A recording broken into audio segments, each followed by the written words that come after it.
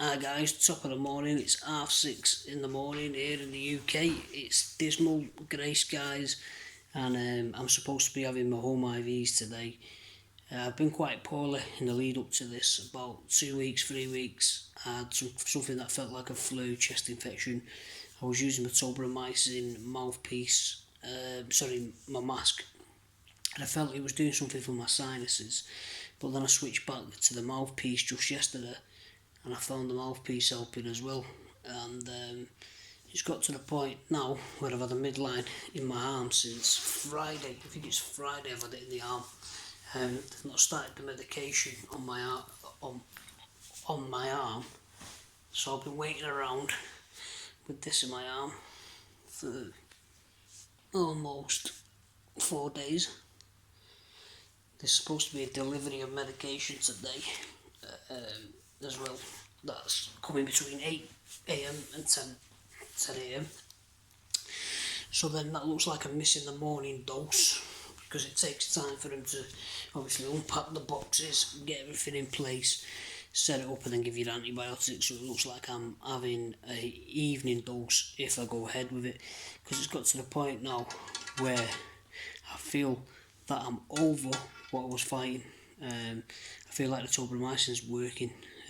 It's got me to this point, and today is my best day. Even though I haven't had much sleep, today's a cracking day, and I don't see the point in starting 2 weeks medication if I'm feeling okay. I don't see the reason of being pumped with it, but I know they're going to talk me out of it and tell me to stick with the medicines, but I would have preferred to miss this cycle for a few reasons. One, my liver was skyrocketed on the last ones. It might have come down now, I don't know. They did take some bloods on the 7th. I think it was either the 7th of May. This is how long I've been waiting. 7th of May or 9th of May. And my CRPs were just raised by 1, which means my infection marker was just raised by 1, indicating the slight infection. So my sample was clear. So I've got the right capacity, to say whether I want this treatment or not. And it's getting to the point where I don't feel like I need it this time around. So why should I get pumped with medication I don't need? So I'm going to see what they say. The delivery of medications is a bit of a tricky one. It's getting delivered to Vicky's address. I've now come to my mother's because I need to focus on me, and that's getting me well. And it's got to a point where the relationship was too difficult, to be honest. Managing my own illness and managing someone else's, it's quite difficult. Short term, I can see how it works, and you understand, and as you get further into it, you realise that it's more difficult when you're both poorly, both not feeling yourself. You need someone who's able to look after you, and I can't offer Vicky that, she can't offer it me. So I think it's best we go separate ways. So that's some other news. Also, for the first time in a long time, I've not been bad with my nose just for 24 hours. So it might just be that I'm getting over the infection, but my nose hasn't been too bad. And I'm wondering if it had something to do with the cat, because my parents used to have a cat as well, and I felt worse around the cat, and it seems to be I'm feeling worse around this cat as well. So definitely no cats for me. Wouldn't really move in with anyone who had a cat. I wouldn't get one myself. Dog, on the other hand, possibility. The dog we had is an Akita. It's got wool fur. Don't see a problem with that, but then again, it's the problems that come with the dog. The dog sniffs around and then sometimes sneezes and coughs. Some dogs have allergies, and it's a shame that we have to have, we can't have anything we do, can't have, because it could mess about with how you're feeling. So it's a sad time, and that's where I'm also feeling quite depressed with at the moment, is the fact that everything that I'm doing, right, or everything that I have been doing that I've enjoyed, has almost come to a stop, a standstill, or I keep having to go back and stop. Most of my hobbies I ever had, I sold the majority of them. I sold whatever it was I was doing because I couldn't maintain it. I wasn't getting enjoyment out of it.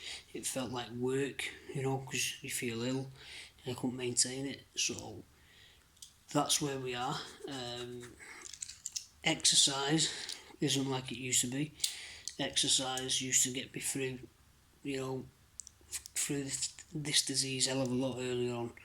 But now, obviously, it's not sustainable with the frequency of the chest infections I'm having. So that's another thing. I've had all this. I spoke to my psychologist just last Tuesday. She phoned me again today and I said, imagine this is how I painted bronchiectasis out. I said, imagine someone has a business, okay, gets off his feet, starts doing well for himself, business goes great, bad business deal happens and they have to get a loan out the bank, so the banks bail him out. It happens again, this time the banks won't bail him out, so he goes to his dad or his mum or his family, and his family give him a loan. And again, the same thing happens. He starts building a business, and then something happens with the shares of the stocks, and he crashes back down to planet Earth. And then there's no one else to bail him out.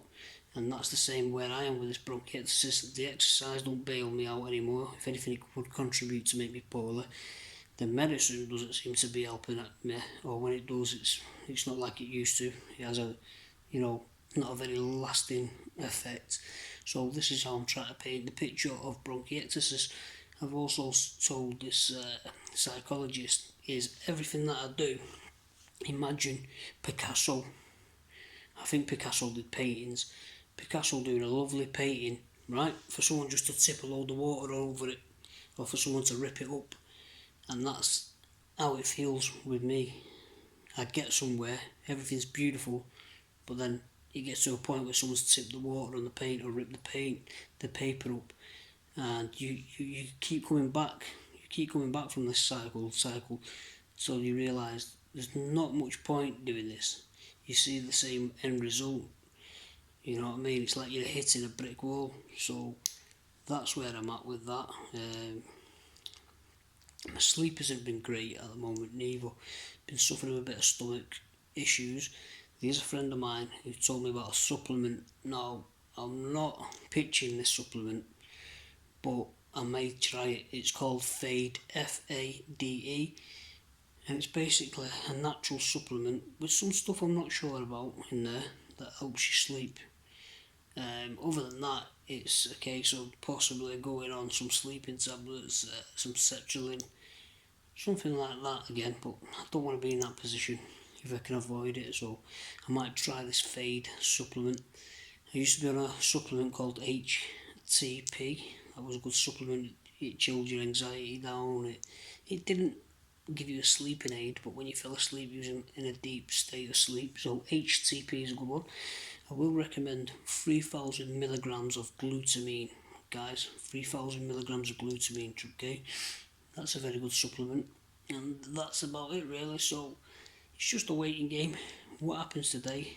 Do we go ahead with this cycle? Do we leave it? But at the moment, I'm going to need a lot of persuading to go ahead with it, because I feel like I've recovered off the last chest infection. To go through a 2-week ordeal of this when you just want to get your life back on, life back on the ground, I don't think I want to do it. It's the whole ordeal of dealing with nurses twice a day.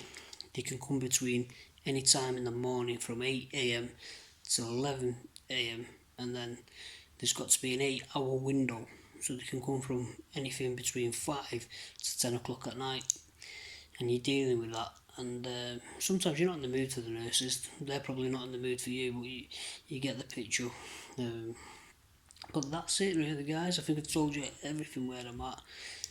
I don't want to keep the house up and someone's going to work. I can hear the alarm. See you later. Raise the alarm, people.